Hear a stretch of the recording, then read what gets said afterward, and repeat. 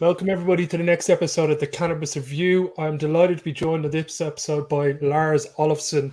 Lars has been a CEO and management consultant for almost all of his 40 years in business. He is an ex-Swedish Navy SEAL and he's currently representing 500 people in the Juicy Fields saga that's continuing to go on. Lars, how are you keeping today?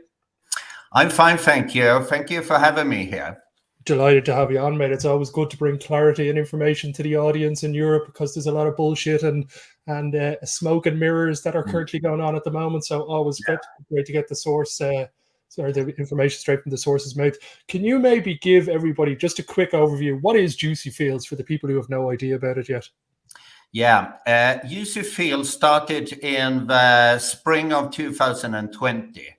And basically, it's an e-commerce platform where you could invest in cannabis plants. And they were calling it e-growers. And what they have done is to pick from different kind of business concepts like a crowdfunding concept and an investment concept and so on. And what they did was to put together a concept where you are investing in cannabis plants. Okay, very interesting. And who are the main players who set up Juicy Fields? What territory are they based in the world? Yeah, that's kind of interesting because if you're looking at the website they have had, they said that they had operations more or less all over the world, in South America, in the Central America, in Europe, and some farmers in Asia as well. So this was from day one a global operation and then a global enterprise, and they presented a new way of investing in the cannabis industry. And that was the new disruptive concept, so to say. Okay, so the business model was basically getting people to invest in cannabis growers around the world, and like a co-op, they'd all be able to spread their money together. So can you tell me, how long did this enterprise last? Yeah, well, it's important to know that there have been a pre-planning process. At least what I have identified is that they have been working on this concept for at least 2 years before they started operation in April 2020. And then the operation went on until mid-July this year, 2022. So more or less 2 years, 2 years and a couple of months. That was during the operation and when they took in all the investors. So, but the company, there are different companies, but the parent company actually started back in 2017 as a kind of research and development company. So there had been quite a lot of planning before they started operation, and also a lot of investments, because that is very important in this case. Because I'm not just a lawyer, I'm also an investor in the cannabis industry, and I invest in startup companies. So you could look at Juicy Fields like a startup company with all the different kind of elements a startup company have to have. A business concept, a business plan, financing for starting up operation, and all these elements. Okay, very interesting. And where was the let's say the parent company set up? What location and territory was that company set up in? Yeah.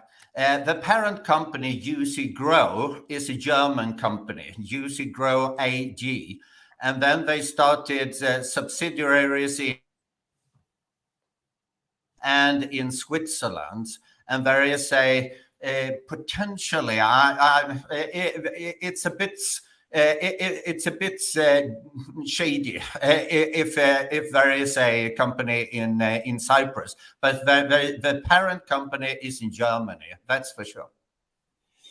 Okay, and how long have people been aware of the Juicy Fields scam, and when did people kind of highlight that, look, there's just something not going correctly here? Yeah. Well, there would definitely something happen in the mid of July, because all of a sudden one day the website was closed down, everything was shut down, emails was disconnected, mobile telephones was disconnected. So more or less overnight, everything was closed down, and that's when people started to think about, well, what is this? Is this just a technical problem? Is it just something temporary, or have all the people just left the company? So that was the first starting point of the process. Is this something that is still going on, but there is some kind of technical problems, or is it a scam? And this is interesting, because I've been investigating investment scam for the last 15 years, and I've been involved in the investigation and helping victims for more than 30 of these international investment scams. And I could see a pattern, a kind of playbook that all these scammers are using. And one of the things they are doing, and this is smart, because if you shut down everything and disconnect everything, people realize that yes, this has been a scam. But if you are leaving someone behind and posting things like this in this situation, posting things on the website that, yeah, this is just a temporary problem. We have had some internal conflicts between the founders of a company. We are going to soon start up again, and you are going to be able to refund your investments, and all this kind of information. Then people are living on the hope that, yes, I'm not being scammed. And that is the psychology of these scammers, and they know this for sure. Okay, very interesting. And is there annual returns for the companies, or the liquidity of the company? Where was the money outflowing to? Is there a trail or a paperwork trail so far? Yeah. I've looked, this person took Yeah. X amount out of the company, this person took X Yeah. amount. Yeah, the investors, and I could tell you that I have identified something about 125,000 investors for more or less all countries all over the world. So this was not just a European operation. This was a global operation, about 125,000. And the business was done between the investors and the Dutch company, Juicy Fields BV. And Juicy Fields BV, they had the account in Cyprus. And so that's where all the money was sent from the investors to Cyprus. There was a Lithuanian bank also involved, but that was just a few percent of all the cash flow. So the main bulk of the cash flow was from the investors to a bank in Cyprus, and the bank account was held by this Dutch company. Very interesting. There's a word going around that it was basically just a very advanced money laundering scheme conducted by the Russian mafia. Is there any truth to that tale?